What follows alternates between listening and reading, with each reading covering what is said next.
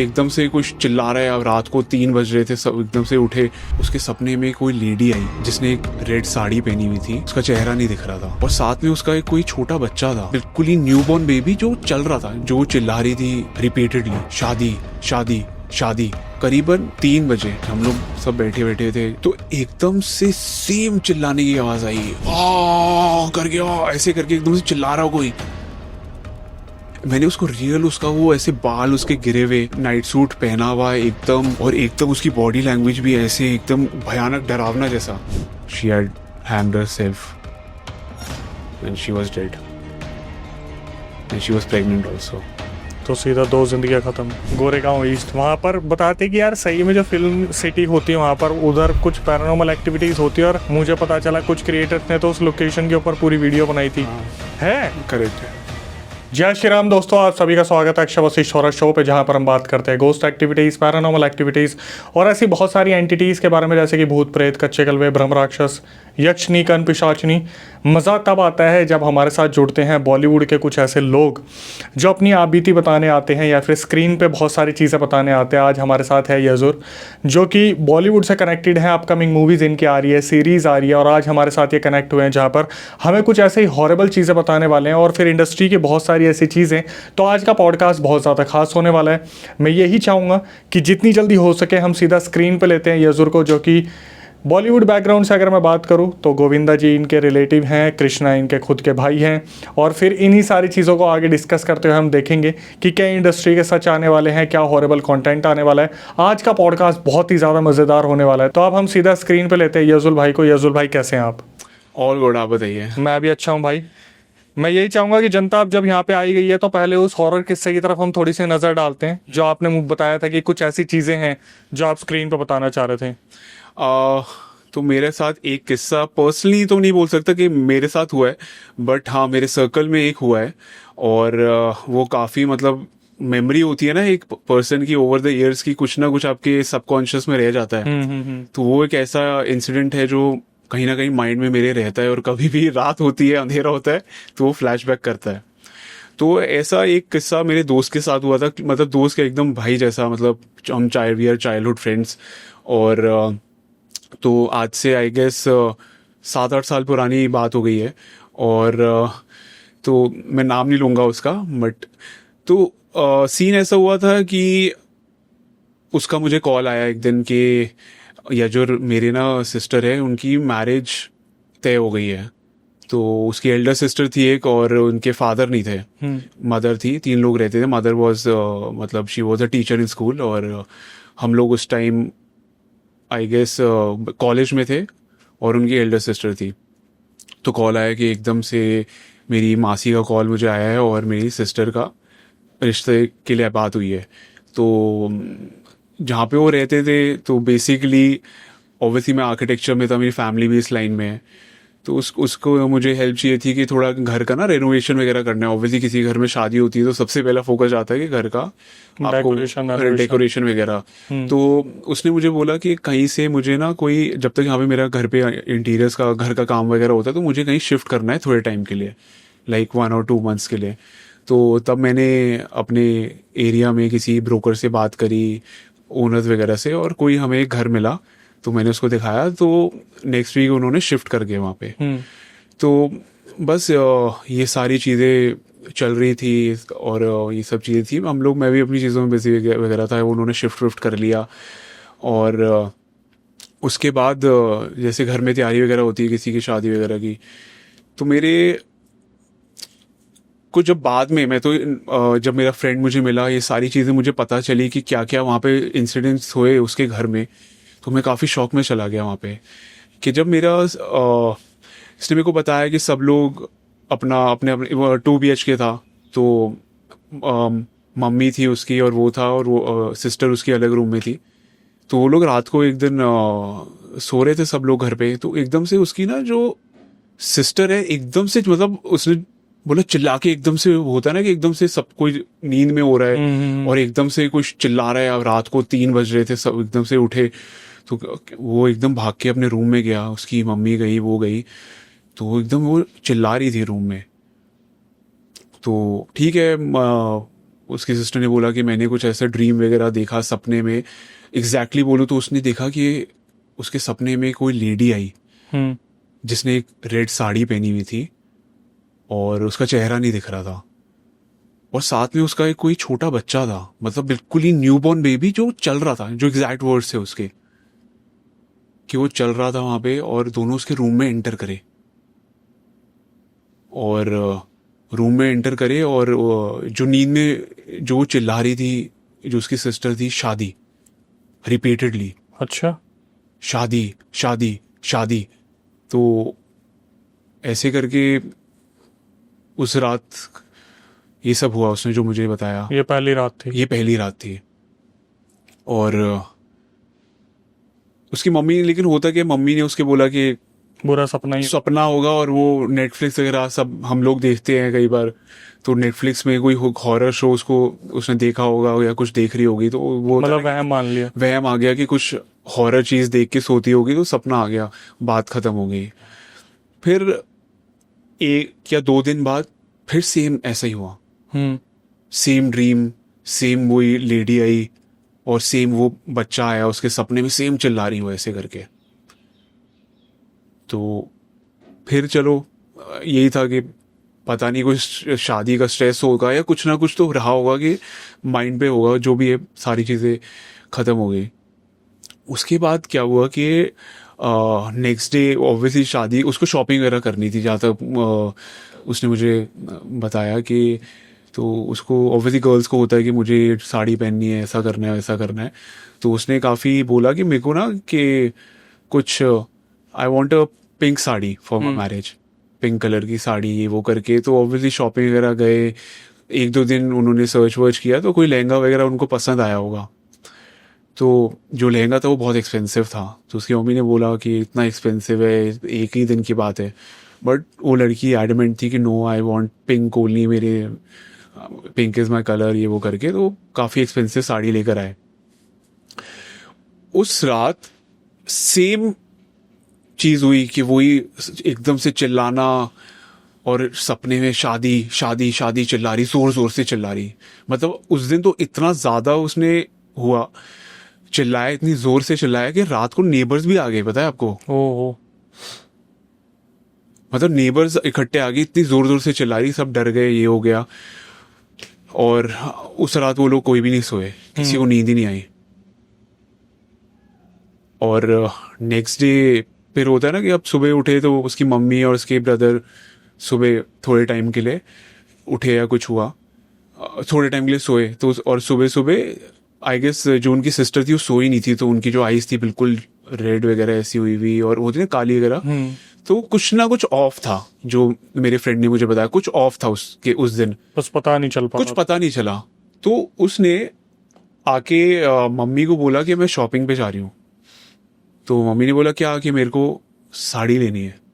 तो मम्मी कहती अभी तो इतना 2-3 दिन की हंटिंग के बाद तुम अपनी साड़ी लेकर आए हो। तो कहती नहीं, मेरे को पसंद नहीं आई है, मुझे रेड कलर की साड़ी चाहिए। पसंद बदल गई। पसंद बदल गई। और जो उसने स्टार्टिंग में बताया था कि लेडी आती है रेड साड़ी में, हाँ हाँ हाँ हाँ। उसकी मम्मी ने ठीक है, मतलब मम्मी को एकदम ये होता है ना कि ठीक है करते करते चलो ये भी हो जाएगा। तो वो गई, अगले अपनी शॉपिंग करके आई, वो रेड साड़ी लेकर आई। पिंक के बाद दोबारा रेड। रेड, हाँ, पिंक बहुत एक्सपेंसिव, जो आपको पता है डिजाइनर वेयर होते हैं, बहुत एक्सपेंसिव पिंक साड़ी लेकर आई वो। सॉरी, Red one, रेड पहले साड़ी pink, फिर लेकर, red। पिंक लेकर आई, फिर पिंक मम्मी के साथ शॉपिंग करके लेकर आई, रेड वो अपने आप लेकर आई। और मेरे जो दोस्त ने बताया वो शॉक में चले गए, क्योंकि जो वो रेड साड़ी लेकर आई वो एकदम, मतलब ऐसा था कि कम से कम 50 साल पुरानी होगी, एकदम फटी हुई मिट्टी मिट्टी वाली साड़ी, पता नहीं कहाँ से वो उसको वो लेकर आई। उसकी मम्मी ने पूछा, मेरे फ्रेंड ने पूछा कि ये कहाँ से लेकर आई, तो कुछ जवाब ही नहीं दिया उसने, बस ये बोली कि नहीं मैं यही पहनूंगी। निकली घर से और लेके आई, कहाँ से लेकर आई कुछ नहीं पता, उसको याद ही नहीं कुछ कि कहाँ से लेकर आई, किधर से गई, क्या हुआ, बस लेकर आई और कहती मुझे यही पहननी है। ऐसे करते, और फिर रात आई, वो सो गई। उस रात सेम टू सेम वही हुआ कि वो चिल्ला रही, ये सब चीजें कर रही, और वो उठी। लेकिन शॉकिंग तब हुआ कि वो उठकर किसी और फॉरेन लैंग्वेज में बात करने लग गई। आवाज बदली, आवाज भी बदल गई उसकी। भाषा भी बदल गई। हाँ, आवाज के साथ आवाज भी बदल गई, मतलब, और कोई लैंग्वेज भी, और जो कि मुझे, जब मैं बाद में मुझे पता चला कि कोई मतलब वो ऑब्वियसली यहीं दिल्ली रहते थे, और जैसे अब मैं बॉम्बे रहता हूँ तो मुझे मराठी पता है, तो वो एक्चुअली मराठी बोल रही थी, वो बाद में पता चला हमें। तो मराठी थी, और मराठी में कुछ ना कुछ बोलती चली गई। किसी का पैरानॉर्मल की तरफ ध्यान नहीं गया, हॉरर की तरफ ध्यान नहीं गया अब यहाँ मेरे दोस्त का गया कि कुछ गड़बड़ है। कुछ गड़बड़ है, लेकिन कुछ गड़बड़ क्या है वो नहीं पता उसको। लेकिन जैसे कि हम लोग बेस्ट फ्रेंड हैं, तो उसने मुझे आके ये चीज बताई, ये सब कहानी ये उसने तब मुझे बताई। मुझे भी कुछ ऑब्वियसली वियर्ड लगा ना, ये कुछ वियर्ड कुछ बात तो है ही यार। ऑब्वियसली जब भी एक थर्ड पर्सन देखता है तो उसको रियलिटी दिखाई देती है। मुझे भी कुछ ये होता रहा, फिर ये कंसेक्टिवली एवरीडे हो, मतलब ये एवरीडे होगी, एवरीडे की बात होगी कि उठना, कुछ बोलना, कुछ नई नई चीजें बोलना, ये करना। ऑब्वियसली उन लोगों को मराठी नहीं आती, कुछ समझ नहीं आ रहा था। वो भी बहुत स्ट्रेस में चले गए, शादी की डेट आ रही है, तैयारियां करनी है, घर तैयार हो रहा है। वो मेरा दोस्त भी परेशान, मैं भी वो चला गया। ट्विस्ट कहाँ आया कि मेरे को ना बाई चांस वो ओन जिससे मैंने घर करवाया था ना, तो कुछ वो रेंट देना था, कुछ एग्रीमेंट रह गया था हमारा घर का, तो वो मुझे मिला। तो मिलने के बाद बाई चांस ये बात मेरी निकली उसके सामने, जो ओनर के सामने। तो जब ये मैंने बात ओनर को बताई, तो सबसे पहले ओनर से मिलने से पहले मैं विजिट करके आया था। मतलब मिलने से पहले मैं विजिट करके आया उसकी सिस्टर घर पे, जब ये सारा इंसिडेंस हुआ। कि मतलब ऑब्वियसली मैं काफी टाइम से मिला नहीं था, तो मैं गया था दिन में उनसे मिलने के लिए। तो उनकी आंटी मम्मी से मिला। मम्मी तो ऑब्वियसली एकदम ना एकदम होता है स्ट्रेस पर्सन की, ये तैयारियां चल रही हैं, ये चल रहा है, वो चल रहा है। मैं भी उनको देखा, मुझे काफी बुरा लगा। मैंने उसकी सिस्टर से भी मिला ना, तो उसकी सिस्टर मतलब मुझे इतने अच्छे से मिलती थी, जब भी मैं मिलता था I was like a brother to her. तो मतलब जैसे हम मिला तो उसने मुझसे आंखें नहीं मिलाई, और एकदम से होता है ना ऐसे कोई बहुत डिप्रेशन, किसी का एक ऑरा होता है, आपको फील हो जाता है, बहुत नेगेटिव ऑरा, तो वैसा मुझे फील हुआ। अब मेरे माइंड में आया कि ये सब जो एवरीडे रात को होता था, तो मैंने अपने फ्रेंड को बोला कि यार मैं सोच रहा हूँ कि एक काम करता हूँ ना, मैं आज तेरे साथ तेरे रूम में रुकता हूँ। ऑब्वियसली मेरा अगर he is like a brother, तो उस मेरी फैमिली थी, तो मैं रुका वहां पे रात को। और जो मैंने विटनेस किया उस रात को, वो पहला, वो आज भी ना मेमोरी मेरे माइंड में है। ऑब्वियसली मैं और मेरा दोस्त नहीं सो रहा था, और आंटी बाहर ड्राइंग रूम में बैठी थी, और वो उसकी सिस्टर अपने रूम में थी, और सब लोग वो टीवी देख रही थी, नेटफ्लिक्स देखती थी, देख कर सोती थी। तो नेटफ्लिक्स मतलब जो भी हमने ऑब्जर्व कर रहे थे ना, टीवी बंद हुआ आई गेस 1 बजे तक। और पता नहीं वो जो चीजें देख रही थी ना, वो कुछ हॉरर ही दिखती थी। कुछ ये समझ आ गया, कुछ मतलब ऐसे कोई मूवी डरावनी, सस्पेंस, मतलब ऐसे टाइप की, आपको आवाज से वो पता चल जाता था। हम रूम में नहीं जाते थे। मेरा दोस्त शायद वो पानी वानी रखने गया था, तो उसको काफी नेगेटिव वो एक होता डर लगने लग गया किसी से। रात का टाइम होता तो डर बैठ गया था। 1 बज रहे थे, टीवी बंद हुआ। करीबन 3 बजे हम लोग सब बैठे बैठे थे, आई गेस हम लोग चाय वाय पी रहे थे, तो एकदम से सेम चिल्लाने की आवाज आई, आ करके ऐसे करके एकदम से चिल्ला रहा हो कोई। तो एकदम से मतलब हम लोग ऐसे, अभी तो पता था, तो ऐसा नहीं था एकदम से शॉक लगा, पता तो था, लेकिन डर सा होता ना कि क्या करना है। मेरे को तो बहुत ही वो हो गया था कि मेरे तो फर्स्ट टाइम विटनेस करने वाला था। तो ये लोग गए रूम में, मैं थोड़ा रूम के बाहर से उसको ना दूर से ऐसे ऑब्जर्व कर रहा था कि क्या मतलब क्या हो रहा है। तो उसकी बॉडी लैंग्वेज मतलब एकदम से ऐसे ना, बॉडी भी मतलब उसकी एकदम, मतलब मैं सच बता रहा हूँ कि मूवीज में हम देखते हैं ना, तो ऑब्वियसली मूवी भी तब बनाते हैं जब कहीं ना कहीं से रिलेशन होता है। ऐसा नहीं मूवीज में लोगों को लगता होगा ना कि ये, मैंने उसको रियल उसका वो ऐसे बाल उसके गिरे हुए, और उसने कुछ नाइट सूट पहना हुआ एकदम, और एकदम उसकी बॉडी लैंग्वेज भी ऐसे एकदम, मतलब ना, एक वो हैलो इफेक्ट नहीं होता किसी पर्सन का, तो एकदम भयानक डरावना जैसा, एकदम ऐसा। और चिल्ला रही वो, शादी शादी शादी ऐसे ऐसे करके चिल्ला रही। मतलब वो तो मेरे लिए बहुत ज्यादा, मैं क्या अभी था, क्या रिएक्शन था उस टाइम पर? निकल लो वहां से। मेरा तो रिएक्शन तो मेरा था, मैं निकलूं या ना निकलूं, कहीं देख ना ले मुझे जाते हुए, कोई पकड़ ना ले, ये ऐसा हो गया था मेरा। तो बहुत ज्यादा ऐसी सिचुएशन हुई। फिर क्या हुआ, फिर हाँ, उसके बाद जब मैं आपको बताया कि मैं अगले दिन मेरे को बाई चांस कुछ रेंट एग्रीमेंट रह गया था, तो ओनर मिले, तो ऐसी बातों बातों में ये बात निकली।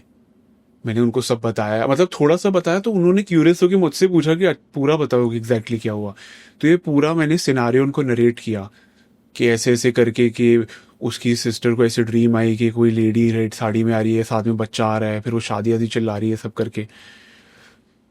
तो मेरे ना ओनर ने फिर मुझे बताया। बताई एक बात। एक्चुअली मैंने उसका फेस रीड कर लिया कि कुछ ऐसा है कुछ कि तो गड़बड़ है। कुछ तो गड़बड़ है जो इनको पता है, बता नहीं रहे। हम्म। तो मैंने उनसे पूछा कि क्या बात है, बताओ मुझे। तब उन्होंने मुझे ना एक बताया कि ये जो घर है, काफी टाइम से ये कोई बाई नहीं कर रहा, रेंट पे मैं देता नहीं हूँ, ये तो आपने बोला क्योंकि आपसे हम काम कराते रहते हैं, तो आप कि आपको 2 महीने के लिए चाहिए, तो मैंने आपको दे दिया। तो मैंने पूछा तो क्या है, प्रॉब्लम क्या है। तो एक्चुअली वो कहते कि जो यहाँ पे लास्ट रहते थे लोग, मतलब इसके बाद भी कोई रेंट पे आया था, वो तो कह रहे 1-2 दिन में निकल गया, कुछ उसको है, कुछ तो उसको प्रॉब्लम हुई थी, बट इतना आगे बात नहीं बढ़ी। बट यहाँ पे कोई जो 4-5 साल पहले कोई ओनर रहते, जो लोग रहते थे, वो मराठी लोग थे। तो उनके घर में एक ट्रेजेडी हुई थी। ट्रेजेडी ये हुई कि जो उसमें भी ऐसे ही सीन था कि उनके फादर नहीं थे, मदर थी, एक भाई था, और एक लड़की रहती थी, मतलब उसकी बहन रहती थी।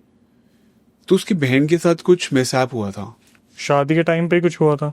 हाँ, वो शादी के टाइम नहीं हुआ था, बट शादी होने का प्लान था, लेकिन शादी नहीं हुई थी। अब वो मैं आपको बताता हूँ कि उसकी जो उनकी जो डॉटर थी, तो वो किसी के साथ एक लव अफेयर में थी, रिलेशन में थी। और जिस लड़के के साथ वो रिलेशन में थी, तो वो लड़का कहीं बाहर चला गया फर्दर स्टडीज के लिए, जैसा कि उसने उस लड़की को बोला था। और पूरी उनकी प्लानिंग फोन पे चलती रहती थी कि मैं शादी करूंगा, अभी बस आ रहा हूं, मैं नेक्स्ट मंथ आ रहा हूं, अब नेक्स्ट मंथ आ रहा हूं। तो लड़की ने उस लड़के को बोला कि आई एम प्रेग्नेंट। ये सरप्राइजिंग था कि मैं प्रेग्नेंट हूं, और 5-6 महीने प्रेग्नेंट हूं, तो शादी जल्दी करनी पड़ेगी। और नेक्स्ट डे से उस लड़के ने उसका फोन उठाना बंद कर दिया। लड़की ने कुछ करा अपने साथ? लड़की, जितना उन्होंने बताया, क्योंकि ओनर ये 70-80 ईयर्स के, मतलब ऑब्वियसली वो थे उस टाइम, उन्होंने विटनेस किया कि वो बहुत ज़्यादा डिप्रेशन में चली गई। खाना पीना सब बंद, घर से बाहर निकलना बंद, सब बंद। और घर वालों को पता चल गया? वो अलग घर वालों को पता चल गया कि मतलब क्या कब तक छुपेगा? कब तक छुपता है, ऑब्वियसली प्रेग्नेंट थी तो पता चल जाता है।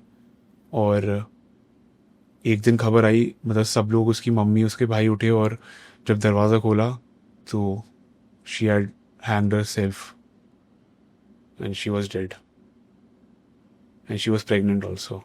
तो सीधा 2 जिंदगियां खत्म। और जब उसकी डेथ हुई, तो उसने अपनी शादी के लिए एक लाल साड़ी ली हुई थी, और ये वहीं कनेक्ट हो रहा है। और लाल साड़ी पहन के उसने सुसाइड किया, क्योंकि उसकी शादी नहीं हुई थी और वो उसकी ख्वाहिश थी।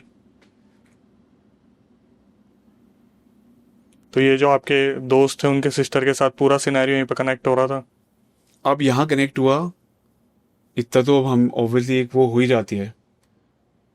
फिर ऑब्वियसली हमने पता करना स्टार्ट किया कि ऑब्वियसली ये जो होते हैं कि हमने मतलब तांत्रिक फैमिली, वगैरह जो भी हाँ होता पादरी वगैरह, तो ऑब्वियसली फैमिली में एक मेरे पंडित जी थे जो हमारी फैमिली का करते हैं, तो उनको ये सब बताया। तो उन्होंने, वो खुद, वो तो पंडित थे, तो उन्होंने हमें आगे किसी से कनेक्ट कराया जो ये सारी है, चीज़ों, एक्सॉर्सिज्म वगैरह हाँ करते इनसे हैं। डील करते हैं, एक्सॉर्सिज्म से, ये सब चीज़ों से। तो फिर नेक्स्ट डे उनसे अपॉइंटमेंट हुई, हम लोग गए मेरे दोस्त के घर पे। तो उन्होंने कुछ जो अपना कुछ फॉलो किया प्रोसेस ये वो रिचुअल्स करके, एंड ऑल। और मैंने लाइव विटनेस किया कि वो डे टाइम में हम्म। उस लड़की से बात कर रहे थे। और वही जैसा कि मैंने बताया कि वो उसकी आवाज़ भी बदल गई थी, और मतलब और मराठी में बात कर रही थी। तो मुझे जैसे मराठी आती है तो मैं उसको ट्रांसलेट कर पा रहा था, बट इट वाज लाइक आपका फेस, आपका शरीर, लेकिन आवाज़ किसी और की, बात किसी और की। तो मैंने लाइव विटनेस किया। तो ठीक है, मतलब इतने दिन निकल गए थे तो मैं भी थोड़ा यूज टू हो गया था उसके, बट अब जब सोचता हूँ तो वो काफ़ी वैसा लगता है। तो उन्होंने उनसे एक दो क्वेश्चन पूछे कि ये क्यों ऐसा कर रही हो, क्या है। तो मतलब मैं तो अगर आपको उसको करके भी बताऊं तो उसने एक दो चीज़ें ही बोली। मैं आपको हिंदी में बताता हूँ कि ज़्यादातर मराठी लोगों को आएगी नहीं। तो उसने बिल्कुल ऐसे ना, जैसे पायल की आवाज़ होती है ना, उसने स्टार्टिंग ऐसे करी, छन छन हम्म। छन। और पंडित को बोला शादी, सेम शादी, मतलब वो पंडित है ना, मेरी शादी करा दो, मेरी शादी करा दो, ऐसी ऐसी आवाज़ में। हम्म। तो उन्होंने फिर दूसरी चीज़ बोली कि अब तो तुम एक सोल हो, इस मतलब दुनिया की नहीं हो। इस दुनिया में नहीं हो, तो हाँ, शादी करके क्या। क्या मतलब। तो उसने बताया, फिर ये जो स्टोरी थी ये थी कि मेरी शादी रह गई थी, मेरी शादी रह गई थी, बस ये बताया, दो खुद लाइनें। बता दिया सब कुछ। नहीं, कहानी जो थी शादी रह गई थी, हाँ, यही पहले मेरी शादी करा दो, और दूसरा था मेरी शादी मेरी रह गई। शादी रह गई थी, मेरी शादी रह गई थी। फिर ये सब करके हम जब निकले तो हम पूरी फैमिली बैठी, उसकी मम्मी, मेरा दोस्त, पंडित जी और ये। तो उन्होंने ये बोला कि इसकी ना शादी आप कर शादी करा दो। तो उसकी मम्मी शौक में चली गई, भाई कि शादी मतलब ऐसी सिचुएशन में कैसे पॉसिबल है। तो उन्होंने बोला कि शादी मतलब एक ना पेड़ से करा देंगे, पेड़ से कराएंगे विद प्रॉपर रिचुअल्स, हम्म। तो ये सब ठीक हो जाएगा। तो 2 दिन बाद का कुछ डेट थी, उसकी भी डेट निकालनी थी। तो फिर हमने वो सारा प्रोसेस जो भी उनका तरीका था, पंडित जी ने जैसे जैसे करा था वैसे हमने अरेंज कराया। किया कि वो पेड़ से धागे वागे बांध के प्रॉपर शादी वादी का जो भी उन्होंने तरीके से करा, वो प्रोसेस किया।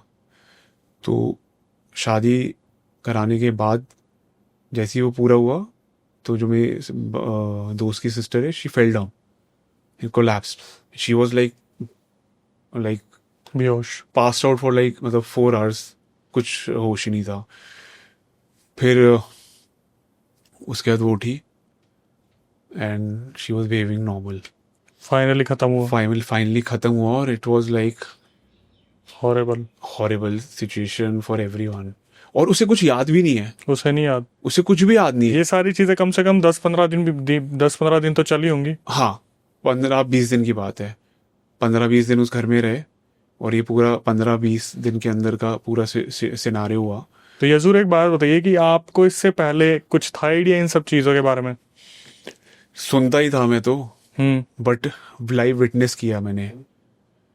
तो ये सब जब हुआ, हम्म। तो उसके बाद उनकी फिर ठीक ठाक एक नेक्स्ट मंथ फिर शादी वादी हो गई। तो ये मैंने लाइव विटनेस किया, और मेरे लिए बहुत ज़्यादा शॉकिंग था सच में। तो जैसे आप बॉलीवुड में काम करते हो, हाँ। बहुत सारे एक्टर एक्ट्रेसेस, बहुत सारे लोग होते हैं, तो वहाँ पे नॉर्मली ये कन्वर्सेशन होती है इन सब चीज़ों के बारे में? हाँ, होती तो है ही है। फिर आजकल जो काफ़ी सब्जेक्ट्स भी इस चीज़ पे बनते ही हैं, हॉरर और इस सारी चीज़ों पे। कभी ऐसा कुछ हुआ जैसे अभी आपकी डायरी ऑफ वेस्ट बंगाल आई थी? हाँ हाँ हाँ। आज हम लोग पूरी फैमिली आज इसके लिए रेडी होकर आए हैं and it's a very proud feeling कि इनकी फिल्म आ रही है। तो कुछ ऐसा होता है सेट पे, कुछ कभी ऐसा सुनने को मिला हो यार ये तो किसी ने वहम ही बना दिया हो, किसी को लगा हो कुछ हुआ है, कुछ ऐसा कभी सुनने को मिला है? नहीं मतलब सबकी अपनी अपनी कहानियां होती हैं, कुछ ना कुछ किस्से होते ही हैं, ठीक है। तो ऐसे बहुत सारे किस्से हैं, मुझे एग्जैक्टली याद नहीं है, बट जो मेरे साथ अपने आप मैंने एक्सपीरियंस किया है तो मुझे पूरे अच्छे डिटेल में याद है, जो मुझे नहीं लगता मैं कहीं भूल पाऊंगा चाह कर भी। और एंड आई डेफिनेटली बिलीव कि मैं आई बिलीव इन पॉजिटिविटी, जहाँ से पॉजिटिविटी मिल जाए मैं ले लेता हूँ। बट मुझे लगता है I am like I also believe in science के देयर इज अ बैलेंस, तो जहाँ पॉजिटिविटी है नेगेटिविटी भी होती है। अब आते भाई कुछ दूसरे सवालों पे जी। कि इंडस्ट्री में आपकी कैसे स्टार्टिंग हुई, आपने कहाँ से स्टार्ट किया, क्या क्या किया, इसके अलावा बहुत सारी चीजें हैं जो शायद आपकी लाइफ में आपके शेड्यूल के साथ चलती होंगी, थोड़ा सा वो बताइए जनता को।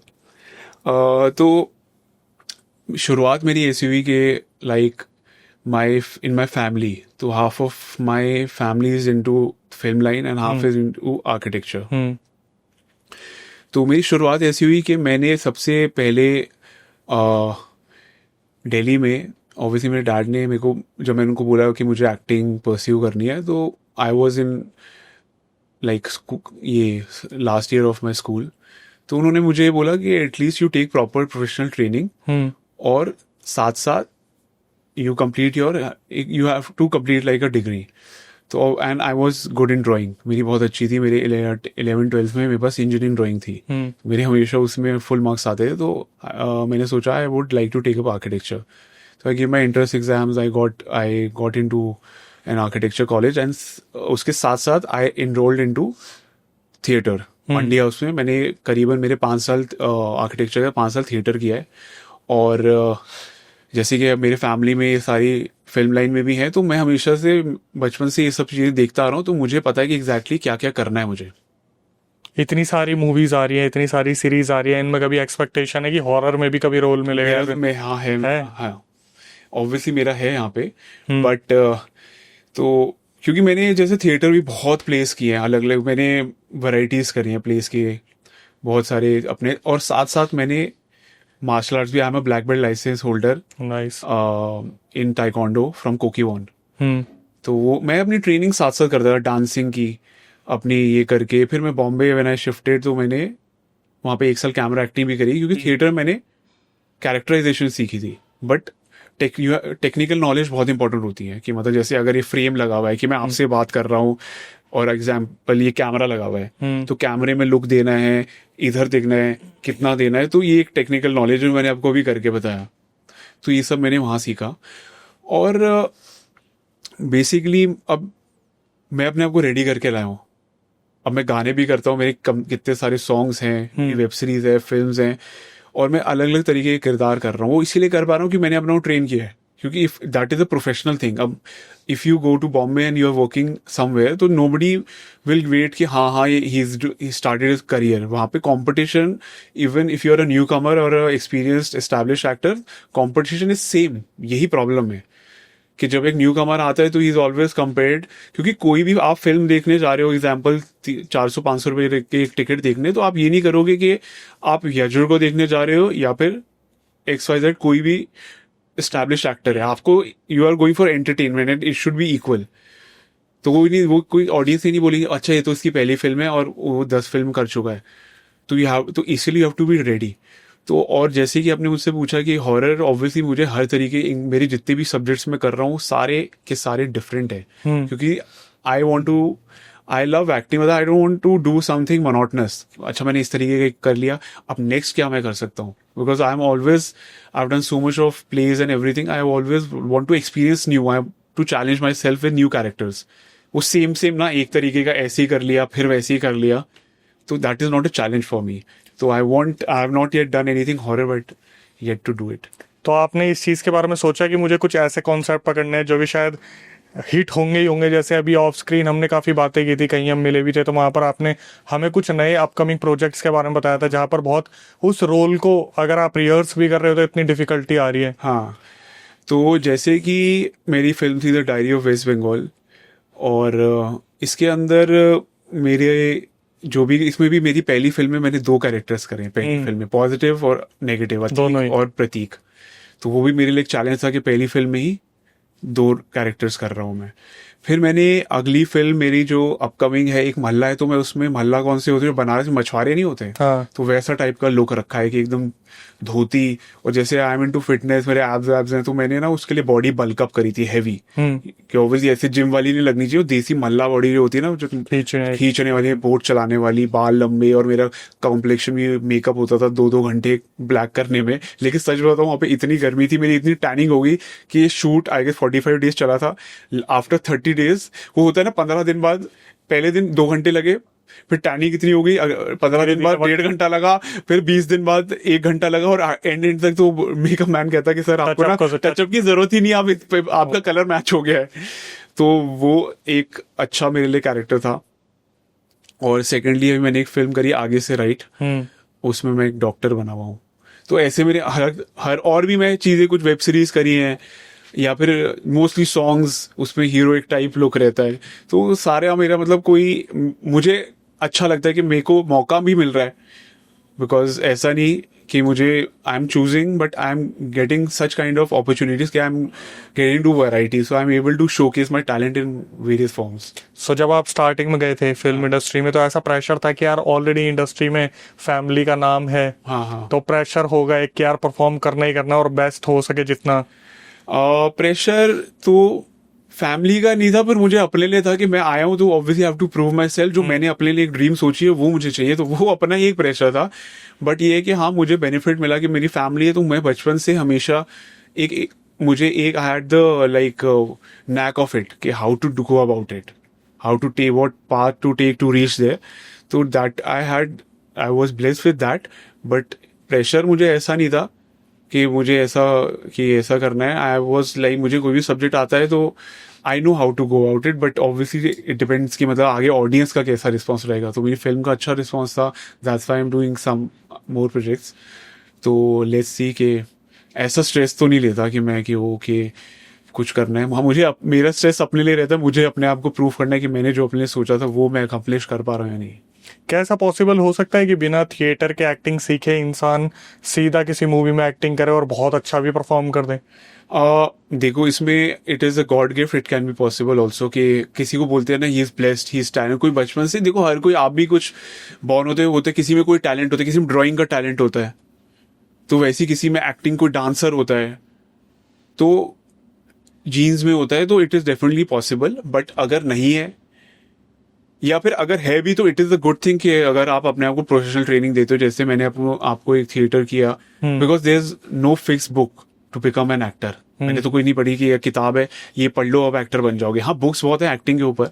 तो मेरे को लगा कि what is the need of the hour, तो मेरे को लगा कि मुझे थिएटर करना चाहिए। और थिएटर करने के बाद मुझे लगा ठीक है, फिटनेस आजकल हर कोई करता है, इट इज फिटनेस तो सबको ही करनी चाहिए, कोई भी प्रोफेशन हो। फिर मेरे को लगा एक टैलेंट और होना चाहिए कि डांसिंग इंपॉर्टेंट है, आई फियर इनटू बॉलीवुड, तो वो किया मैंने। और फिर मैंने एक एक्स्ट्रा टैलेंट किया जो मुझे पसंद, मतलब हमेशा था। मैंने मार्शल आर्ट में टाइकोंडो प्रोफेशनली सीखी फ्रॉम दिल्ली से Korean embassy, it is in Lajpat Nagar. तो वो किया। फिर जब मैंने वेंट टू, ऑब्वियसली बॉम्बे में जाता रहता था, बट परमानेंटली जब मैं शिफ्ट हुआ तो मुझे लगा something is missing, that is technical knowledge of camera. तो उसके लिए मैंने 1 साल कोर्स किया था कैमरा एक्टिंग का। लगभग सब कुछ कर ही रखा आपने? सब कुछ कर रखा है, इसलिए अब रेडी हो, और अब सब कुछ कर रहा हूँ मैं। तो इन सब चीजों के बीच में जो टीवी सीरियल्स होते हैं, इन सब जगह से प्रपोजल वगैरह आते रहते हैं फिर? हाँ, आते हैं, and I give auditions also. Audition तो देना ही पड़ता है। ऐसा नहीं है कि आप गए उठ के आपको काम मिल गया कॉन्टैक्ट से, एंड ऐसा नहीं, मेरे पास कॉन्टैक्ट्स है भी, नहीं भी है, बट जहां पर भी होता है, चाहे ये भी मैंने फिल्म करी हो, नाम लेके बोल रहा हूँ, डायरी ऑफ वेस्ट बंगाल, तो वो भी डायरेक्टर को भी मैंने अपना ऑडिशन दिया था। हाँ, ऑडिशन होता। सबसे पहला एक्सपीरियंस क्या था जब आप कैमरे के सामने गए? स्टेज फियर हुआ, थोड़ा सा हेजिटेशन हुआ, क्या लगा था? क्योंकि जब हम ऑफ कैमरा होते तब हम बहुत मोटिवेटेड होते कि यार ये तो हम कर ही लेंगे, ये तो हो ही जाएगा। दूसरों को भी मूवीज में देख के आपने देखा होगा, बगल वाला बोलता है क्या एक्टिंग करी है, ये तो कोई भी कर ले, बहुत ईजी होता है किसी को भी ऐसे जज कर लेना। आपका क्या सिनेरियो था जब आप फर्स्ट टाइम कैमरे पे गए? तो आपको क्या लगा, यार ये तो जो सोचा था उससे अलग ही हो गया? मैं सच बताऊं, मुझे ऐसा कुछ नहीं लगा था पहली बार। क्योंकि मुझे हर बार लगता है ऐसा। लेकिन जो भी मैं कोई भी प्रोजेक्ट करता हूँ ना, तो एक दो दिन वो, ये नहीं कैमरा का अब नहीं है, कॉन्शियस थिएटर किया हुआ है, कैमरा एक्टिंग करी है, ऑडिशन किए हुए, कैमरा का फियर नहीं होता। होता है कि एक नई टीम होती है, नया कैरेक्टर होता है, और एक जैसे हम लोग एक फिल्म करते हैं तो एक कैरेक्टर 30 to 45 डेज जो भी स्केड्यूल होता है, वो कैरेक्टर उतने दिन के लिए जीता है। हाँ। तो मैं स्क्रिप्ट पढ़ता हूँ, तो आई मतलब लोग अलग अलग तरीके से करते हैं एक्टिंग। मेरे को मेथड एक्टिंग पसंद है, मतलब स्क्रिप्ट पढ़ना, उसके ऊपर सोचना हफ्ते 10 दिन तक, और मतलब ऐसे आई परफॉर्म। बट होता है कि ना, एक नई टीम होती है, नया कैरेक्टर है, तो मैं, और डायरेक्टर होते हैं, तो मैं सही कर रहा हूँ, तो वो एक दो दिन के लिए एक बार कैरेक्टर पकड़ लिया कि कहीं सामने से नहीं आया कि नहीं है, जो एक बार और करना जरा, वो फील रहेगी।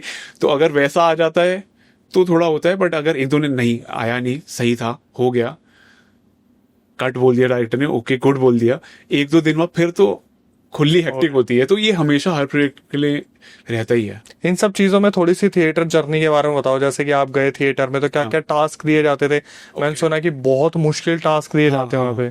तो मेरी थिएटर की शुरुआत हुई थी, जैसे my family, Krishna Abhishek is my मामू, और कश्मीरा इज माई मामी।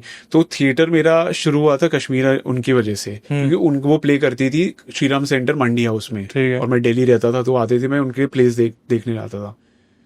तो उनका प्ले देखने गया, तो तब मुझे पता चला, सबसे पहले मैं थिएटर ज्वाइन किया था श्रीराम सेंटर। मैंने वहाँ पे 6 महीने का कोर्स किया था। तो वहाँ पे बेसिक्स सिखाते थे, वहाँ पे वो एक्सप्रेशन, रिएक्शन, इमोशन। हाँ, बहुत सारी। वहाँ पे कैमरा एक्टिंग तो नहीं होती, वहाँ पे आपको स्टेज का वो होता है कि voice modulation, voice pitch, voice tempo, beat, rhythm voice का रहता है, बॉडी लैंग्वेज होता है, और मेमोरी बहुत सारे होते हैं कि लुक किधर देना, ये सब चीज़ें। तो वो सब सीखी। फिर बाद में मैंने मंडी हाउस में बहुत सारे थिएटर ग्रुप्स ज्वाइन किए। एक मैंने ज्वाइन किया था Indu art theatre and film society Mandi house में। अपनी हमारी मैम थी मधुमिता खान, उनके हस्बैंड बहुत बड़े प्ले राइटर थे, मतलब यासीम खान जी, जिनके बहुत प्लेस पे स्क्रिप्ट्स के ऊपर प्लेस करते हैं लोग आज भी। तो उनका मैंने प्लेस करे थे। तो उनकी वर्क हमारी, जैसे मैं जैसे अब क्या होता है, जैसे हम फिल्म शूट पे जाते हैं, भले हमें स्क्रिप्ट 10 दिन पहले मिल गई, वर्कशॉप हो गई, डायरेक्टर ने कैरेक्टर ब्रीफिंग दे दी, लेकिन आप सेट पे जब जाते हो तो एक दिन में 2-3 जो भी सीन्स आपको करने होते हैं, तो उसकी रिहर्सल, मतलब आप ऐसा नहीं कर सकते ना, आज एक सीन मिला है फिर 3 दिन, क्योंकि यूनिट आई है, सेट आया, सब लोग आए हुए हैं, पर डे पैसा लगता है, तो you have to be ready. लेकिन थिएटर में क्या होता था, जैसे एक एक प्ले के लिए एक प्ले जो 2 या 2.5 घंटे का हम प्ले करते थे। मैं आई have done a lot of place. मेरे सबसे ज्यादा प्लेस मैंने लोधी रोड पे किया, ओलियो फ्रांसिस में। तो वहां पे एक प्ले की हम 6 महीने तक तैयारी करते थे, 6 महीने रिहर्सल करते थे, मंडे टू फ्राइडे। मेरी क्लासेस रहती थी शाम की, आई गेस टाइमिंग मुझे याद नहीं है, 6 बजे से 10 बजे तक 4 घंटे की एवरीडे क्लास रहती थी। तो मंडे टू हम 6 महीने तक वो ही चीज करते थे कि बस परफेक्शन से वो चीज परफेक्शन होनी चाहिए, क्योंकि एक वो वन टेक होता है, जैसे थिएटर, अपना थिएटर वन टेक होता है, ऑडियंस आती है, प्ले कर सकते हो, वहां पे कोई रीटेक नहीं हो सकता, उसके आगे रीटेक नहीं। तो I guess it is a very strong foundation if you want to become an actor. तो वहां पर जो सबसे मुश्किल टास्क तो जैसे हमें हमारे हमेशा एक रूटीन होता था, या कोई रोल जैसे जिम में जाते थे ना, जिम में जाते हो वार्म अप करते हो, वैसे थिएटर का सेम रूटीन होता था कि थोड़ा बॉडी वार्म अप किया, वॉइस मॉड्यूलेशन, चिल्लाना, ओम, ये दिल से रेजोनेटर्स हमारे कितने होते हैं, 1 2 3 4 5 अलग अलग, उनको एक्टिव करना। ये होता है ना, गले से बोलना, फिर इधर से टंग से बोलना, थ्रोट से बोलना, चेस्ट से बोलना, पेट से बोलना, तो ये हमारे रेजोनेटर्स होते हैं कि अलग अलग, तो वो उसकी प्रैक्टिस कराई जाती थी हमारी। तो वो कितना इम्पोर्टेंट होता है वॉइस में। फिर बॉडी लैंग्वेज की होती थी, फिर बॉडी मूवमेंट की होती थी। लेकिन एक एक्सरसाइज है, अगर आप पूछ रहे हो कि कौन सी सबसे टफ होती थी, मेमोरी एक्सरसाइज हमें कराते थे। मान लो जैसे अभी एक रूम में है, तो एक रूम में 10 चीजें रखी हुई हैं, एक फोन रखा हुआ है, एक शर्ट रखी हुई है, एक माइक रखा हुआ है, एक कैमरा रखा हुआ है, तो अलग अलग जगहों पे। तो हमारे जैसे बोला कि अब ऐसे ऐसे करके 10 चीजें रख दी है, तो जैसे हमने उसको फोकस, टीचर ने बोला कि इसको देख लो 10 चीजों को और याद कर लो कि कहाँ कहाँ रखा हुआ है, और आईज बंद कर देते थे, सब कुछ इधर उधर कर देते थे। अब बताओ, आंखें खोलो, वापस वो जिस जगह पे जो चीज पड़ी थी रखो। तो ये इंडिविजुअल टास्क मिलता था, इंडिविजुअल मिलता था। ये मेमोरी, अब एक्टर इंडिविजुअली होता है ना, तो ये मेमोरी टास्क होता था ताकि हमारी मेमोरी शार्प हो जाए डायलॉग्स, क्योंकि लर्न करने के लिए।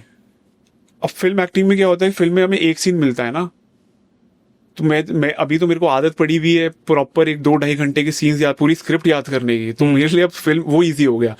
लेकिन मेरे को ये था कि थोड़ा डिफरेंस होता है थिएटर और उसमें, कैरेक्टराइजेशन भी नहीं है, एक्टिंग परफॉर्मेंस में। जैसे अगर एक थिएटर है उसके अंदर थोड़ी बॉडी मूवमेंट या एक्शंस लाउड रहेंगे कि ऑडियंस को दिखना चाहिए कि अगर कैमरा लगा हुआ है तो कैमरे में अगर मेरे को एक डायलॉग दिया है यस ओके, तो वो कैरेक्टर पे भी डिपेंड करता है, सटल रखते हैं यस ओके। और अगर थिएटर में वहां ऑडियंस दूर बैठी है तो थोड़ा मुझे ओवर करना पड़ेगा यस ओके, तो वो थोड़ा लाउड हो जाएगा, कैमरे पे लाउड लगेगा, लेकिन थिएटर में हमें ये करना, तो थोड़ा ही डिफरेंस होता है। जो लोग पूछते हैं कि थिएटर और कैमरा एक्ट में फर्क क्या है। मजाक मस्ती तो हर सेट पे ही होती है। हाँ, कभी ऐसा हुआ है कि किसी दूसरे की वजह से शूट डिले हो रहा है और आपको ऐसा लग रहा है ये क्या चल रहा है भाई, मैं कहाँ फंस गया? मोस्टली तो मैं अभी जितने भी प्रोजेक्ट कर रहा हूँ आई एम डूइंग द लीड, तो और मैं टाइम पे रहता हूँ। तो बाकी अभी तक तो ऐसा नहीं हुआ, टेक्निकल इश्यूज की वजह से थोड़ा होता होगा, तो लगता खुद के प्रोजेक्ट के लिए लगता है। जैसे ऑब्वियसली अगर एक सेट पे एक फैमिली होती है, कोई जो हमारा फिल्मी दुनिया है वो ऐसा नहीं होता जैसे डायरेक्टर अलग प्रोड्यूसर अलग, अरे यार ये वो फिल्म में लोग ना एक बहुत यही एक खास बात है, एक फैमिली जैसे। अगर मुझे नहीं पता, कई बार जॉब में या कोई बिजनेस कहीं ना कहीं रखते हैं, अरे यार दूसरे पे रिस्पॉन्सिबिलिटी डाल देते हैं, बट फिल्म लाइन में ऐसा नहीं होता। एक पिक्चर है कुछ है, तो मैंने हमेशा देखा है लोग इसको ट्रीट करते हैं फैमिली की तरह, कि किसी और को डायरेक्टर का सीन 2 सीन की प्लानिंग है, कहीं एक मिस हो गया तो उसको बुरा लगेगा कि अरे मेरा दिन एक्सटेंड हो, प्रोड्यूसर को लेगा अरे दिन एक्सटेंड हो जाएगा, तो हम उसको वैसा लेके चलते हैं कि कोई भी गलती ना हो, ना रीटेक्स हो, कि स्केड्यूल खराब नहीं होना चाहिए कि 30 डेज या 40 डेज का है तो जो स्केड्यूल है उसी में कंप्लीट हो। तो ऐसा हम कभी एक्सपीरियंस नहीं हुआ, क्योंकि सब लोग बहुत दिल से काम करते हैं। इस लाइन में बहुत मेहनत लगती है, पैशन लगता है, तो लोग दिल से काम करते हैं, लाइटली नहीं लेते। तो मोस्टली ये चीजें अवॉइड करता नहीं कोई कि लेट आ रहे हैं कैजुअली ले रहे हैं, ऐसा नहीं है। तो अब आपने तीनों चीजें कर लिया, मूवी भी, सॉन्ग्स भी, सीरीज भी। हाँ। आपको क्या लगा सबसे ज्यादा मजा किसमें आ रहा है और सबसे ज्यादा मेहनत किसमें? मेहनत तो खैर सब में ही होगी, हाँ। लेकिन सबसे ज्यादा मजा आपको लग रहा है ये अट्रैक्शन है भाई, इस चीज को करने में तो एक अलग ही जुनून है? देखो ऑब्वियसली फिल्म है, फिल्म की बात है। होता क्या है कि वो फिल्म मैं जैसे आप उसको डिवाइड कर देता हूँ ना, अगर एक फिल्म को, ऑब्वियसली मजा सबको आता है कि सिल्वर स्क्रीन पे अपने आप को देखना, उससे बड़ी चीज क्या हो सकती है। लेकिन जितना वो होता है, जैसे अगर आप थिएटर्स में जा रहे हो तो अगर 2 घंटे की फिल्म है फाइनल दिख रही है, लेकिन उसके पीछे बहुत मेहनत है। सबसे पहले डायरेक्टर स्क्रिप्ट लिखेंगे और उनमें टाइम लगता है, कई कितना भी टाइम लग सकता है। कोई अच्छी स्क्रिप्ट लिखने में सालों साल भी लगते हैं डायरेक्टर को। फिर फाइनेंसर ऑन बोर्ड आता है, फिर पूरा उसके ऊपर टीम बैठती है कि अगर आपको स्केड्यूल, ऑब्वियसली एवरीडे पैसा लगता है, कितने दिन का स्केड्यूल बनेगा, शॉर्ट ब्रीफिंग होती है, आर्ट जाता है, डीओपी जाते हैं, ये जाते हैं, एक्टर्स आते हैं, लुक टेस्ट, ये वो हजारों काम होते हैं, कॉस्ट्यूम, ये सब चीजें जाती है, फिर ऑन फ्लोर जाते हैं, फिर एवरीडे शूट होता है, फिर पोस्ट में फिल्म जाती है, एडिट पे जाती है, फिर ये देखते कुछ रह तो नहीं गया, कुछ पैच वर्क रह गया, फिर उसके बाद आप जाते हो एक पीआर टीम क्या रहेगी, डिस्ट्रीब्यूशन क्या रहेगी, और आप ओटीटीज आ गए, तो आप सोचो एक वो फिल्म के लिए कितना मेहनत और कितना टाइम लगता है। तो ऐसे कमेंट्स को, ऐसे ट्रोलिंग को कैसे अवॉइड करते हैं? जैसे आम इंसान तो बोल देता है अरे हो गया, कर लिया, तुक्के से हो गया, मिल गया, चांस मिल गया। तो कभी ऐसा हुआ है कि कोई आके बोल दे कि भाई ये क्या करा आपने? नहीं, अभी तक तो ऐसे नहीं बोला क्या करा, बट अगर कोई मेरे को बोलेगा कि क्या करो तुक्के से मिल गया, तो मैं बोलूंगा आप भी जरा तुक्का लगा के दिखा रहे देखो एक बार। और क्या, तब रियल आंसर वही है ना, आपको पता चल जाएगा कि सी आई एम एन आर्किटेक्ट और मेरी फैमिली में है, और मैं ऐसा नहीं बोलूंगा, ऑब्वियसली मैं लाइन में ये कर रहा हूँ, it is a very not easy, जिसके अंदर वो पैशन, ये 24/7 का काम है। ठीक है, 24/7 आपका यही रहता है, ऐसा नहीं होता आप वो वीकेंड आ गया रिस्पॉन्स। चाहे बिजनेसमैन भी होगा वो भी कोई ऑफ लेगा, पर हमारा एवरीडे यही रहता है to keep growing, it is a continuous work. तो जिसके अंदर पैशन होगा ना वही कर पाएगा, जिसके अंदर पैशन नहीं होगा वो रह जाएगा, क्योंकि फिर जब अंदर से नहीं निकलेगी वो आग, तो कोई आपको पीछे से वो पुश नहीं करने वाला। अच्छा एक बात बताइए भाई, जैसे अभी हम भी स्टार प्लस के एक शो के लिए गए थे, गोरेगांव ईस्ट, वहां पर बताते कि यार सही में जो फिल्म सिटी होती है वहां पर उधर कुछ पैरानॉर्मल एक्टिविटीज होती है और रियली में हॉन्टेड एरियाज है, क्योंकि मुझे तो बिलीव नहीं था, लेकिन जब जैसे जैसे मैं क्रिएटर से मिलता गया मुझे पता चला कुछ क्रिएटर्स ने तो उस लोकेशन के ऊपर पूरी वीडियो बनाई थी और बताया कि यार वो सही में गोरेगांव ईस्ट का जो फिल्म सिटी एरिया वो सही में पैरानॉर्मल चीजें होती रहती है, हॉन्टेड होती है, तो सही में है वहां पर ऐसा? और देखो, सुना तो मैंने भी है। सुना, जो सुना वो सुना ही है। हाँ, एक्सपीरियंस नहीं करना चाहता।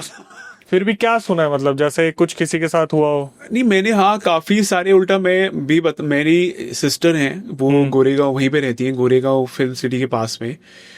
तो उनको भी उनकी भी कुछ प्रॉपर्टीज हैं। वो खुद नहीं रहती वहां पे, उन्होंने भी रेंट पे दिया हुआ है, इसी रीजन की वजह से कि कुछ ना कुछ इसी के कुछ पैरानॉर्मल अच्छा जी। एक्टिविटीज होती हैं, ये सब चीजें होती हैं। तो मैंने भी सुना है कि है वहां पे। क्योंकि हमारा जहाँ स्टे कराया गया था, जब हमने स्टे करा उसके बाद बता रहे यार ये भी ऑफ स्क्रीन, तो मैंने आपको लोकेशन बताई थी और आपने बताया आपको नींद भी नहीं आई कहीं। बड़ा बुरा एक्सपीरियंस। आपने तो शायद, मेरे को लगता है पॉडकास्ट ही तो नहीं खोल दिया उस एक्सपीरियंस। नहीं, हमारा तो पॉडकास्ट काफी पुराना है वैसे ही, लेकिन जब हम गए थे एक जादू तेरी नजर एक शो आया था, तो उसके लिए हम गए थे, तो हमारा स्टे जहाँ पर हुआ था हमें नहीं पता था, लेकिन हमें वो वाइब तो आ ही जाती है यार, बड़ा अजीब सा लग रहा है। मैं था और हमारे साथ हमारे सचिन सर थे, तो वहां पर जब हम रुके तो काफी नेगेटिव वाइब आ रही थी। हालांकि ऐसा भी हुआ था कि जब हम उस लोकेशन से वापस आ गए थे, तो जो एयरबीएनबी पे जो जिस लोकेशन को रजिस्टर्ड कर रखा था उनका हमारे पास कॉल आया कि आप वहां से चले गए। नेक्स्ट जो गेस्ट आए थे वो घुसे और प्रॉपर्टी को छोड़ के चले गए। उन्होंने बोला कि हमें काफी नेगेटिव फील हो रहा था, तो आपको कुछ ऐसा फील हुआ है? नहीं हुआ? हमें तो हुआ था, ऑब्वियसली हम नहीं चाहते थे कि इनका दिल टूटे। हमने बोलते नहीं ऐसा कुछ भी नहीं है। बट जिस लोकेशन के बारे में आपको बताया था, क्या वो सही में इस तरीके से हॉन्टेड है? करेक्ट है। All the best. मतलब हम रह के आए हैं ऐसी जगह? रह लिए, आप तो सह लिए। रह भी लिए और सह भी लिए। कभी आपको मौका मिले तो? नहीं, मैं क्यों मौका, मेरा घर है वहां पे अच्छा खासा। ऐसा क्यों होता है भाई कि बताते नहीं है कि वहां जा रहे हो, थोड़ा देख के जाना। कहानियां कैसे बनेंगी? बता देंगे तो कहानी नहीं बन पाएगी ना। हमें जब बाद में एक और भी जगह है। अच्छा, बताऊंगा नहीं, कहानी नहीं बनेगी ना। वैसे नेक्स्ट टाइम बोलेगा अरे अर्जुन मैं इस बार वहां रहा था, वहां भी ऐसा था, फिर उस पर एक और पॉडकास्ट देंगे। वैसे कुछ लोकेशंस जो मुंबई, महाराष्ट्र, पुणे ऐसी जगह पर जो थोड़ा सा है उनके बारे में, जैसे अभी गोरेगांव ईस्ट के बारे में आ गया फिल्म सिटी के पास, और भी कुछ एरियाज हैं ऐसे उसके? देखो एग्जैक्टली तो मैंने सुना है कोई वो आपके मिल्स हैं, मुकेश मिल और ऐसा यही सब सुना हुआ है। बाकी तो ये मेन प्लेसेस ही हैं। वैसे वहां पर एक आयशा विला भी, अगर आपने सुना। विला ऐसे तो फिर बहुत बंगलो वगैरह, अभी नाम नहीं लूंगा, मैं शूटिंग करता हूँ, कल को मेरे को मना कर देंगे। हम ही शूट वूट करके निकल जाते हैं मड वर्ड पे। बट हाँ, मड के बारे में भी सुना हुआ है। हाँ, अब वहां जाना एक जगह। नहीं मैं नहीं। वैसे ही भाई हम तो यही सोच रहे कि मुंबई का एक्सपीरियंस हमारा बड़ा खतरनाक रहा था, लेकिन फिर भी कुछ यूथ को थोड़ा सा आप बताइए कि भाई अगर आप जा रहे हैं तो क्या क्या तैयारी की जा सकती है आज के टाइम पे? देखो, तैयारी तो मेरे को लग रहा है मैंने पूरा बता ही दिया है कि मैंने क्या क्या किया है। अगर आप वही फॉलो कर लो तो कहीं ना कहीं पहुंच ही जाओगे।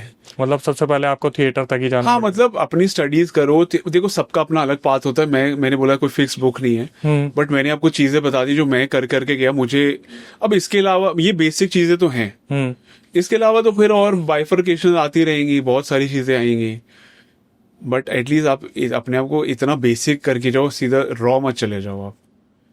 तो एटलीस्ट देन यूल, मैं भी एवरीडे लर्न करता ही हूँ, करते करते कुछ ना कुछ नया। बट बेसिक्स तो आपको इस लाइन में इतना आप करके जाइए, वो अपने आप ऊपर इतना वर्क करके जाइए। कितने सारे लोग जाते हैं मुंबई कुछ नए सपने लेके? बहुत बहुत बहुत जाते हैं, पर और बहुत आते हैं, लेकिन रहता वही है जिसके अंदर आग होती है, जुनून, पैशन है और पैसा होता है। पैसा तो देखो आपके लिए फिर हर चीज बैलेंस इंपॉर्टेंट है। पैसा इंपॉर्टेंट कहाँ है? आप यहाँ रहोगे तो आप खाओगे, तो पैसा तो चाहिए ना। वहां तो ज्यादा महंगाई है, लेकिन आपके फिर वो लाइफस्टाइल पे भी डिपेंड करता है ना, आप अपने आप को कितने में लिमिट करते हो। तो वो भी आप पे डिपेंड करता है। बेसिक में रहने, आपका पैशन इंपॉर्टेंट है, आपकी लाइफस्टाइल, आपको अपना पैशन फॉलो करना है, तो आपको लिमिट करनी पड़ेगी। फिर धीरे धीरे बच्चे अपने कॉन्टैक्ट भी बन जाते हैं, आपका टैलेंट पे वर्क होता है। तो इट इज अ बैलेंस। पैसा कहाँ नहीं चाहिए होता है, एवरीडे पैसा लगता है। लोगों ने बनाया हुआ है बॉम्बे है पैसा है, क्योंकि आपको घर का देना पड़ता है बाहर, अगर बाहर से हो, वो समझ में आता है। लेकिन फिर बेसिक है, फिर आप क्या करते हो वहाँ पे, खाना तो हर कोई यहाँ पर भी खाएगा ही, कपड़े भी पहनेगा, ये भी करेगा, बेसिक्स। तो आपको लिमिट देखनी है। फिर अगर आप ऑफ लिमिट जाते हैं अगर लोग, तो वो फिर दिक्कत हो सकती है। अच्छा, एक चीज़ और, जैसे एक इंसान जाता है वहाँ पर, एक लड़ाई है, एक जंग है बहुत बड़ी कि उससे स्ट्रगल तो करना ही है। हाँ। कितना टाइम एक इंसान को लग जाता है अगर उसके पास जज्बा भी है, जुनून भी है, जायदाद भी है, हाँ। तो कितना टाइम लग सकता है कि भाई इतना टाइम अगर आप कोशिश करते रहोगे तो शायद कोई आपको चांस मिल जाए। ये प्रिडिक्टेबल तो बिल्कुल भी नहीं है खैर, ये लेकिन फिर भी कि कुछ लोग होते हैं जिन्हें ऑडिशंस जल्दी मिल जाते हैं, या उनके लिए भी आप कुछ टिप्स देना चाहो कि भाई आप ऐसे अप्लाई कर सकते हो। कोई शॉर्टकट तो वैसे ही नहीं होगा, ऑब्वियसली टैलेंट का सारा खेल है, कनेक्शंस तो बहुत दूर हो गए हैं आज के टाइम पे, तो कुछ टिप्स जो आप देना चाहो। देखो, मैं इसका एक ही आंसर है। या तो एक आंसर होगा कि जो बोलेंगे कि कोई लिमिट नहीं है इसकी, किसी को जो कितने सब एक्ट बोलते ही हैं कि जल्दी मिल जाता है, लेट भी मिल जाता है, इसका कोई फिक्स आंसर नहीं है। बट मैं रियल आंसर दूंगा और कैमरे में देख के बोलूंगा कि अगर पैशन है तो ज़रूर होगा। बस यही इसका आंसर है। बस एक और भी टिप है कि अगर YouTube पे हो तो चांस मिलने के चांसेस ज्यादा। यूट्यूब पे है यस, तो चांसेस ज़्यादा है। हाँ। इसीलिए मैं आया हूँ अक्षय वशिष्ठ हॉरर शो पे। अक्षय वशिष्ठ हॉरर शो में। ये रील वायरल होगी हमारी, हमारा पॉडकास्ट वायरल होगा, है ना। और बी पॉजिटिव, एक हॉरर फिल्म मिल जाएगी मुझे। ये लो, ये भी पॉजिटिविटी आप, हाँ, ये भी बहुत इंपॉर्टेंट है कि आपको पॉजिटिव रहना चाहिए। ये बहुत इंपॉर्टेंट है। जैसे आपने बोला फिल्म मिल जाएगी, फिल्म मिल जाए हॉरर। मेरे को, मैं सोचा मेरे को मैं भी सोच फिर रहा ये पॉडकास्ट का क्या होगा? भाई, फिर और लोग पॉडकास्ट देने आएंगे, उनको भी फिल्में मिलेंगी ना। हूँ भाई आर्किटेक्ट, ब्लैक बेल्ट, हाँ। और इतने सारा करने के बाद, सब कुछ करने के बाद, थिएटर करने के बाद, मूवीज, और मेरे को कह रहे फिर पॉडकास्ट का क्या होगा। तो जब आपने आर्किटेक्ट की स्टडी की थी, आपने सोचा था कि भाई फिर ऐसे तो मैं आर्किटेक्ट ही रहा तो एक्टर क्यों बनूंगा। देखो क्या है ना कि लाइफ को थोड़ा फ्री भी छोड़ देना चाहिए। रास्ते बनते जाते हैं, चीजें होती जाती है। देखो आपको भी मिला कहीं से, ऐसी ही तो जर्नी बनती है ना, आपको एड ऑन होता जाता है। आप मिले, आपको मैं किसके थ्रू मिला, वो मेरे को कैसे मिले। अब आप इसके बाद में क्या होगा वो मैंने प्रेडिक्ट कर दिया कि हॉरर फिल्म हो जाएगी। चलो, हमारी तो यही कोशिश रहेगी कि सारे साथ में ही ग्रो बी करें, पॉजिटिव गाइस, सारे साथ में ग्रो करें, सबको बहुत अच्छी अपॉर्चुनिटीज मिले, सबको सब कुछ बहुत बेहतर मिले। और इसी के साथ हम पॉडकास्ट का एंड करते हैं, क्योंकि पॉडकास्ट काफी मजेदार रहा आज। बहुत सारी चीजें हमें सीखने को मिली, लेकिन फिर भी मैं चाहूंगा कि यजूर जाते जाते अगर कुछ ऑडियंस को बताना चाहे तो बता सकते हैं। भाई कुछ आप बोलना चाहो अपकमिंग मूवी सीरीज के लिए, कोई भी मैसेज, कोई भी टिप, कुछ भी जो आप चाहो, दिल से निकल रहा है तो निकलने दो। चलिए, मेरी नेक्स्ट फिल्म जो रिलीज हो रही है आगे से, right, it is a suspense thriller and it will be releasing soon, so stay tuned. I will keep you updated and definitely on this podcast.